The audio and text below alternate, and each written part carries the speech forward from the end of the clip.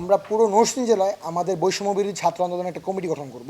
পুরো নরসিংদী জেলার মধ্যে আমরা এই কমিটিটা ছড়িয়ে দিব। প্রতি জেলায়, প্রতি থানায়, প্রতি এলাকায় একটা করে আমাদের কমিটি দেওয়া হবে। তাদের দায়িত্ব হচ্ছে এলাকায় কোনো দুর্ঘটনা ঘটছে কিনা বা কেউ দুর্নীতি করছে নাকি সব কিছু আমাদের কাছে আসবে এবং আমরা এটা নিয়ে সামনে এগিয়ে যাব। এই নিয়ে আমরা নরসিংদীকে আরও সামনে এগিয়ে নিয়ে যাওয়ার দুর্নীতিমুক্ত করার জন্য আমরা এই কমিটি গঠন করছি। তো যারা যারা এই আগ্রহী তারা আমাদের গ্রুপে জানাতে পারেন এবং আমরা এই কমিটি খুব দ্রুত বাস্তবায়ন করে যাচ্ছে। যারা জনতা ছিল কিছু উচ্ছৃঙ্খলতা তারা তৃতীয় পক্ষরা তারা পুলিশদের উপর হামলা করছে, যার কারণে পুলিশরা তাদের আত্মরক্ষার জন্য আমাদের উপর হামলা করেছে, গুলিবর্ষণ করেছে, যার কারণে আমাদের কালকে অনেকে আহত হয়েছে, তাদের খোঁজ একজন মারাও গেছে, আমাদের শহীদ হয়েছে কালকে একজন।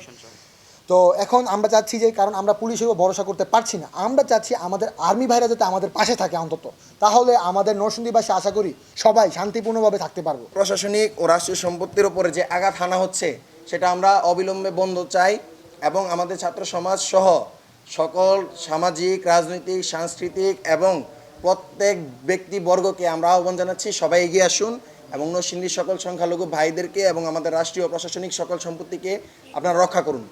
এটা আমাদেরই সম্পদ, আমাদেরই দেশ, আমাদেরই শহর, আমাদেরই রক্ষা করতে হবে। ওরা আমাদেরই ভাই। নরসিংদী সরকারি কলেজ একটি স্বনামধন্য প্রতিষ্ঠান, এটি আমাদের একমাত্র সরকারি কলেজ।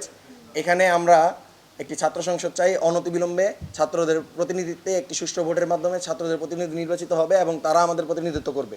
আমরা এটাই চাই, আমরা অন্য কোনো দল চাই না।